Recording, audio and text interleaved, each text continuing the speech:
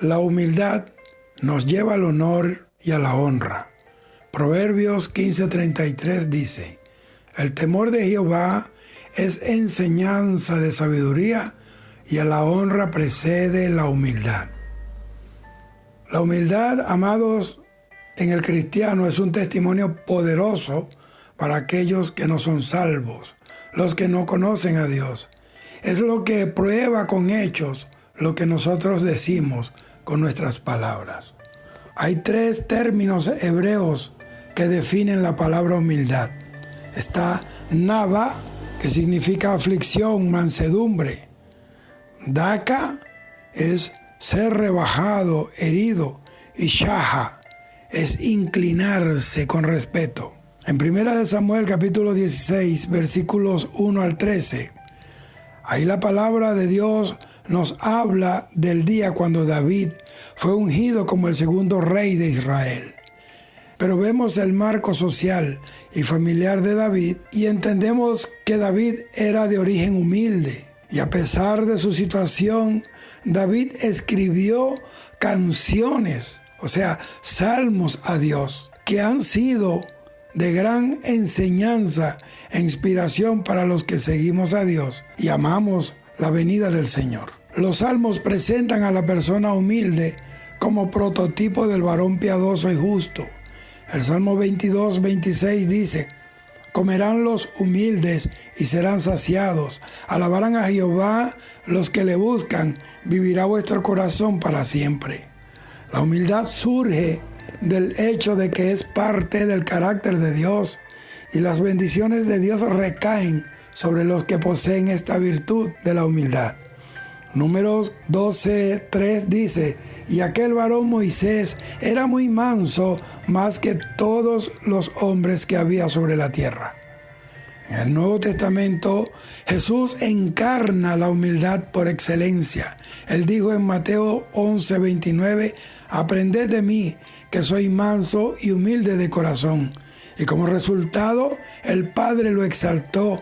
Filipenses 2:8 dice: y estando en la condición de hombre, se humilló a sí mismo, haciéndose obediente hasta la muerte y muerte de cruz. Filipenses 2:8 hace mención de la humildad de Jesús, quien no consideró su carácter divino, sino que se humilló hasta lo sumo, recibiendo a su debido tiempo la exaltación de vida. Filipenses 2:9 al 11 dice: por lo cual se humilló hasta lo sumo, por lo cual el Padre también le exaltó hasta lo sumo, dándole un nombre que es sobre todo nombre. Si esto nos lleva a la reflexión, entonces entenderemos que la humildad debe ser una virtud que debe poseer un verdadero cristiano. Cuando Dios le dice a Samuel: me he provisto de rey, se observa que en esta ocasión el que escoge es Jehová y no el pueblo, como sucedió con Saúl. La elección de Saúl la había hecho el pueblo de Israel en un acto de rebeldía, de orgullo y de rechazo a la dirección de Dios para su propia honra y engrandecimiento. Pero Dios deseaba un rey que tuviera comunión íntima con él. Y Dios eligió un rey de la tribu de Judá, a quien se le prometió una preeminencia desde tiempos antiguos, según Génesis 49:10, donde dice: no será quitado el cetro de Judá, ni el legislador de entre sus pies, hasta que venga Silo, y a él se congregarán los pueblos.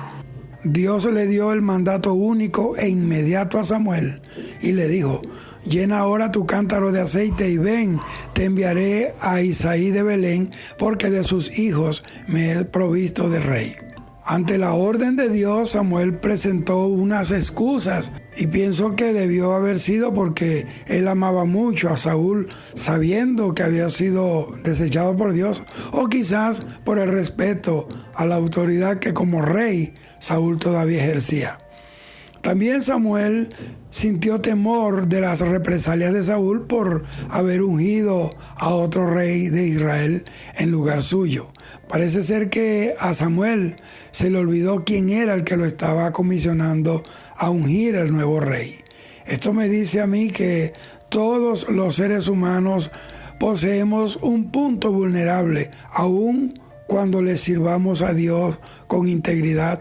Por eso ningún líder puede descuidar su intimidad con Dios para poder mantener sus limitaciones humanas sujetas al Dios Todopoderoso. Cuando un líder busca el consejo divino, Él lo va a guiar aún en las decisiones más difíciles que tenga que enfrentar. Ante la interrogante del profeta Samuel, Dios le dice: toma contigo una becerra de la vacada y di: a ofrecer sacrificio a Jehová he venido. Y llama a Isaí al sacrificio, y yo te diré lo que has de hacer, y me ungirás al que yo te dijere. La separación entre Samuel y Saúl era conocida en todo el pueblo de Israel, y al ver al profeta Samuel llegar a Belén, se preocuparon y por eso le preguntaron: ¿es pacífica tu venida? Samuel le dijo que sí, que era pacífica su venida, pero no divulgó a los ancianos del pueblo el verdadero motivo, porque él entendió que en el pueblo había gente leales a Saúl y decidió actuar más bien con mucha prudencia. Esta actitud de Samuel nos enseña que no debemos divulgar todo lo que Dios nos revela hasta haber ejecutado su voluntad. No siempre otras personas están preparadas para entender las cosas que Dios se propone hacer. El mandato de Saúl de santificaos, como le dijo al pueblo, era no solo para los ancianos, sino para la familia de Isaí, porque uno de sus hijos sería ungido. Y no podría haberse dado la elección de alguien a menos que estén santificados. Pero vemos en la historia que la unción de David fue secreta. La selección de David dejó asombrado no solo a Samuel, sino también a la familia de David, para que no quedara duda de que David era el elegido de Dios. Una vez que David fue ungido, dice la Biblia que el Espíritu de Jehová vino sobre él. ¿Saben? Esa misma presencia del Espíritu Santo en David fue la que le llevó a perdonar la vida de Saúl. Eso dice que además de proporcionar poder y señales portentosas, también el Espíritu Santo produce amor, perdón, piedad y misericordia en el corazón de alguien que está lleno de su presencia. Pero, ¿qué fue lo que produjo la enemistad de Saúl con David? Lo primero que veo y lo más lamentable fue que el Espíritu Santo se apartó de Saúl y un demonio lo llevó a la esquizofrenia, a la paranoia, tanto que era David quien lo aliviaba al tocar el arpa delante de Saúl. Pero ¿de dónde vino esa adversión? ¿De dónde vino ese odio? Cuando David mató al gigante Goliat, eso lo convirtió en un héroe nacional. Y Saúl desde allí comenzó a mirar a David como un enemigo que le estaba robando su fama y el corazón del pueblo. Esto sumado al cántico de las mujeres de Israel que decía: Saúl hirió a sus miles y David a sus 10,000. El cántico de estas mujeres estaba cargado de insensatez y de falta de sabiduría. Esto produjo en el corazón de Saúl un odio profundo hacia David que lo acompañó y lo amargó hasta el último día de su vida. Y desde ese mismo día ya no miraba a David con buenos ojos y trató en varias oportunidades de asesinarlo, siendo David librado por el mismo Dios que lo había ungido. En una ocasión, Saúl supo que David estaba escondido en el desierto de Engadi y salió a cazarlo como a un animal con 3,000 guerreros de Israel escogidos.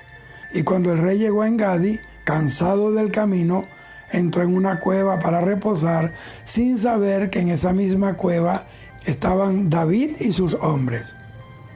Cuando David y sus hombres vieron a Saúl entrar en la cueva, esos mismos hombres de David le asesoraron que matara a Saúl y le dijeron: Dios entregó en tus manos a tu enemigo, harás con él como te parezca. Pero David rechazó el consejo de sus hombres. ¿Y saben por qué lo rechazó? ¿Y saben por qué él no mató a Saúl?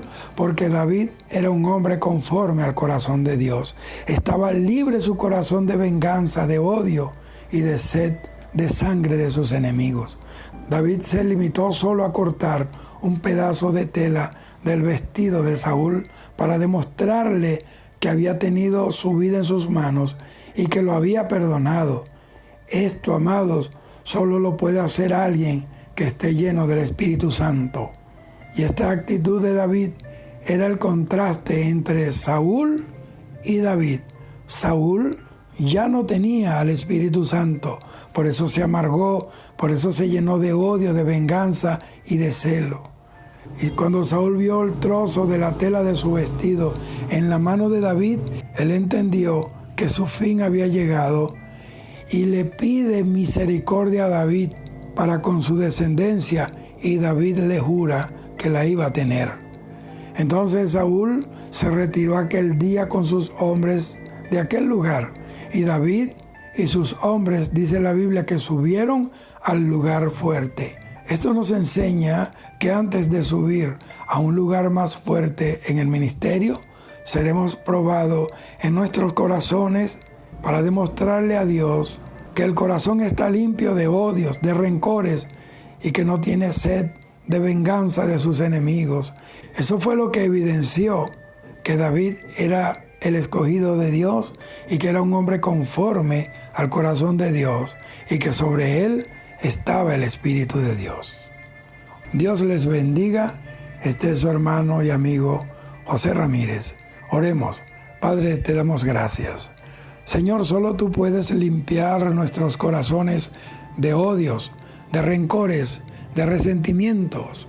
Solo tú puedes extirpar de nuestro corazón la sed de venganza y el deseo del mal sobre nuestros enemigos. Señor, tú nos enseñaste a bendecir al que nos maldice, a orar por aquellos que nos ultrajan y nos persiguen. Dios mío, solo tú puedes darnos un corazón lleno de amor, de misericordia, de compasión.